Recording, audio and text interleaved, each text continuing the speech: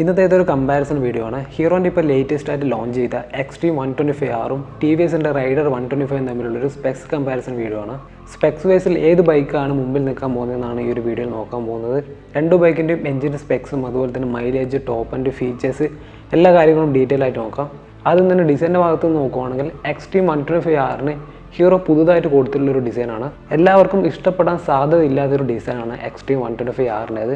മുമ്പ് ഒരു leaked image അവർ പുറത്തു വിട്ടിട്ടുണ്ടായിരുന്നു. അപ്പോൾ അതിന് വെച്ച് നോക്കുമ്പോൾ കുറച്ചും കൂടി ബെറ്റർ ആയിട്ട് ഫീൽ ചെയ്യുന്നുണ്ടെങ്കിലും ഇത് എല്ലാവർക്കും പിടിക്കുന്ന ഒരു ഡിസൈൻ ആയിട്ട് തോന്നുന്നില്ല. എന്തായാലും വലിയൊരു നെഗറ്റീവ് പറയാനില്ലെങ്കിലും ഒരു നോർമൽ ഡിസൈനാണ് എക്സ്ട്രീമിൻ്റേത്. ഇനി ടി വി എസിൻ്റെ റൈഡർ 125 നോക്കുവാണെങ്കിൽ അതും കുറച്ചും കൂടി വെറൈറ്റി തോന്നിക്കുന്ന ഒരു ഡിസൈനാണ്. അത് കുറച്ചും കൂടി എല്ലാവർക്കും കണക്ട് ചെയ്യാൻ പറ്റുന്ന ഒരു ഡിസൈൻ ആയിട്ടാണ് തോന്നുന്നത്. രണ്ടും 125cc നിൽക്കുന്ന ഒരു കമ്മ്യൂണിറ്റി സെഗ്മെൻറ്റിൽ വരുന്ന ഒരു മോഡലാണ്. ഇനി നമുക്ക് എഞ്ചിൻ്റെ ഭാഗത്തേക്ക് നോക്കുവാണെങ്കിൽ എക്സ്ട്രീം 125Rന് 124cc single cylinder 4 stroke air cool ആയിട്ടുള്ളൊരു 2 വാൽവ് എഞ്ചിനാണ്. റൈഡറിന് 124cc single cylinder 4 stroke air plus oil cool 3 valve എഞ്ചിനാണ്. എക്സ്ട്രീമിനെ വെച്ച് നോക്കുമ്പോൾ കുറച്ചും കൂടി എഞ്ചിൻ നല്ല റിഫൈൻഡ് ആകാൻ സാധ്യത നമ്മളെ ടി വി എസിൻ്റെ റൈഡറിന് തന്നെയായിരിക്കും. പിന്നെ എഞ്ചിൻ്റെ വാൽവിനും ചെറിയ മാറ്റമുണ്ട്. എക്സ്ട്രീമിന് 2 വാൽവും റൈഡറിന് 3 വാൽവുമാണ്. ഇനി പവർ ഫിഗേഴ്സ് നോക്കുവാണെങ്കിൽ രണ്ട് ബൈക്കിലും പവറിൻ്റെ കാര്യത്തിൽ ഈക്വൽ ആണെങ്കിലും ഒരു പടി മുമ്പിലുള്ളത് എക്സ്ട്രീമാണ്. 11.4 bhp 8250 RPMലാണ്.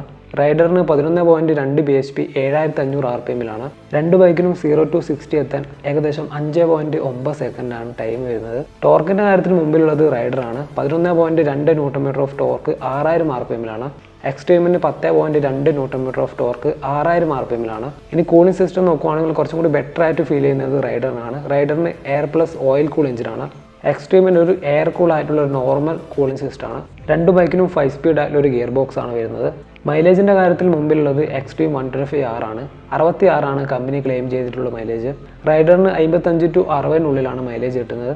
രണ്ട് ബൈക്കിനും 10 ലിറ്റർ ആയിട്ടുള്ളൊരു ഫ്യൂൽ ടാങ്ക് ആണ് വരുന്നത്. ഇനി സസ്പെൻഷൻ നോക്കുകയാണെങ്കിൽ രണ്ട് ബൈക്കിനും ടെലിസ്കോപ്പി ഫോർക്കാണ് ഫ്രണ്ടിൽ വരുന്നത്. ബാക്കിൽ അഡ്ജസ്റ്റബിൾ മോണോഷോക്കാണ്. എക്സ്ട്രീമിന് ഷോവയുടെ അഡ്ജസ്റ്റബിൾ മോണോഷോക്കാണ് വരുന്നത്. ഇനി ഡിസ്കിൻ്റെ സൈസ് വരുന്നത് എക്സ്ട്രീമിന് ഫ്രണ്ടിൽ 276 mm ബാക്കിൽ 130 mm ആണ്. റൈഡറിന് ഫ്രണ്ടിൽ 240 mm ബാക്കിൽ 130 mm ആണ്. ഇനി ബ്രേക്കിങ്ങിൻ്റെ സൈഡിലേക്ക് നോക്കുവാണെങ്കിൽ ഇതിൽ കുറച്ചും കൂടി ബെറ്റർ ആയിട്ടുള്ള ബ്രേക്കിംഗ് സിസ്റ്റം എക്സ്ട്രീമിനാണ്. എക്സ്ട്രീമിന് ഫ്രണ്ടിൽ ഒരു സിംഗിൾ ചാനൽ ABSും ബാക്കിൽ ഒരു ഡ്രം ബ്രേക്കാണ്.